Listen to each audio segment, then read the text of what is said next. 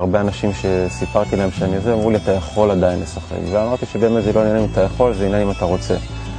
והרצון שלי לא היה מספיק גדול.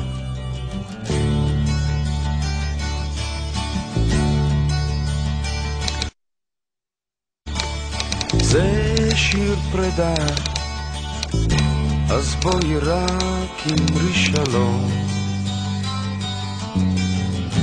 אני אומר תודה. כשסיימתי את העונה האחרונה בהפועל באר שבע ויצאתי לחופשה, לא תכננתי להפסיק לשחק,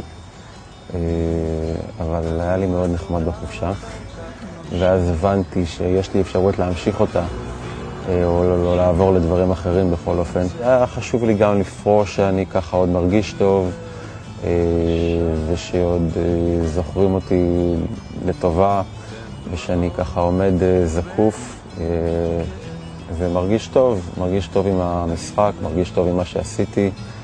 אני לא יכול להגיד שפרשתי בשיא, אבל פרשתי באמת, אני מרגיש במצב טוב. ליאב, מכניס את יחיאל, יחיאל יכול לכבוש, ועושה את זה! 2 שערים במשחק אחד, אבי יחיאל. ושער! יואב יחיאל שכובש. נכון את יחיאל! איזה שער של אבי יחיאל! איזה שער נהדר של אבי יחיאל! הרגע הכי מאושר שלי בקריירה היה הרגע שהגעתי להפועל פתח תקווה, והרגע שהגעתי למכבי תל אביב היה גם רגע מאוד שמח עבורי. אני חושב שההופעה הראשונה שלי בנבחרת נגד אירלנד זה משחק שאני באמת כנראה אקח איתי תמיד. אבי יחיאל! זו הייתה תקופה מאוד טובה עבורי מבחינה מקצועית. הרגשתי שאני יכול לעשות דברים גדולים. האכזבה הכי גדולה שלי זה בעצם השנה במכבי תל אביב, שהגעתי למועדון מאוד מאוד גדול, עם ציפיות מאוד גדולות, והגעתי למקום שלא לא תפקד. ובסופו של דבר בא יחיאל, ומחלץ את הכדור עבור פתח תקווה. והכדור הולך לפינטו! לעבודה מצוינת של אבי יחיאל. גם הוא קרא את המסירה הזאת. מאוד בא לי לנסות לעשות דברים אחרים. אימון, ניהול, מאוד מעניין אותי. כן נשאר בתפקיד. כן, אני מאוד אוהב את המשחק ומאוד אוהב גם לעבוד עם אנשים. אני חושב שאני יכול לתרום הרבה. אני חושב שיש רצון לנצח שהוא מאוד מאוד חשוב. אבל אני חושב שהמשפט הזה, מבחן התוצאה, הוא מבחן שהרס את המדינה והורס גם את הכדורגל. כי כשאתה חושב רק על התוצאה אז אתה מפספס בדרך הרבה דברים.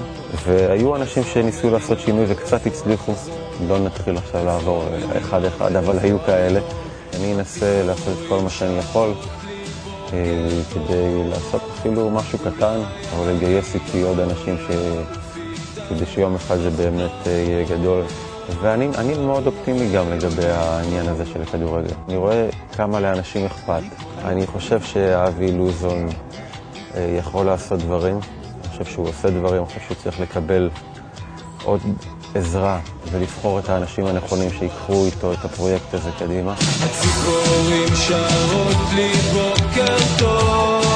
אני חושב שהשנה שמתחילה עכשיו, איך שאני רואה את הדברים, היא תהיה עונה טובה. אני חושב שקרו דברים טובים במועדונים הגדולים.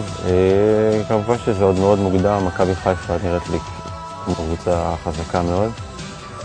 קריית שמונה, אם היא תעלה לליגת אלופות, אז יהיה לה קשה בליגה. אם היא לא תעלה, אני חושב שהיא תהיה דומיננטית מאוד. מכבי תל אביב והפועל תל אביב אמורות טובות, אבל עוד קשה לראות את זה. שזה כוונות מאוד טובות, אבל אני חושב שמכבי תל אביב עוד שם הרבה סימני שאלה. אני גם בחופשה וגם אני בעשייה של מחשבות ודברים שאני מנסה לעשות. אני לא אהיה בחופשה ארוכה מדי,